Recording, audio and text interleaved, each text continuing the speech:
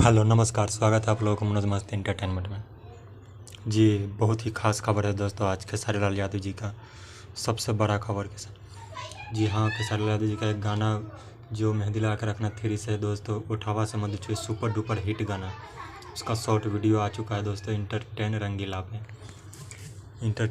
आ चुका है। अभी नहीं देखे थे आप लोग, जाके देखिए इंटरटेन रंगीला पे।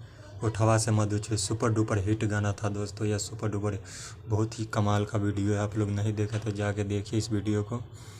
उठावा से मधु छुए इंटरटेन रंगीला, इस गाने को खेसारी लाल यादव और खुशबू जैन ने इस गाने को गाया। कमाल का सॉन्ग है, गीत दोस्तों अजीत हलचल का है, गजब सॉन्ग।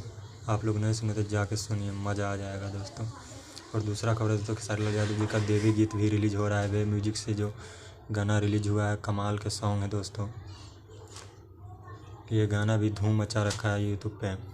देवी सॉन्ग मन चंगा तो कटौती में गंगा, ये भी शानदार काफ़ी ज़्यादा भक्ति देवी गीत है, गजब सॉन्ग है। आप लोग नहीं देखें तो जाके देखिए इस गाने को, खेसारी लाल यादव प्रियंका सिंह जी ने गाया है, गजब सॉन्ग, जाके देखिए अभी वेब म्यूजिक पे और उठावा से मधु एंटरटेन रंगीला पे। वीडियो अच्छा लगे तो दोस्तों लाइक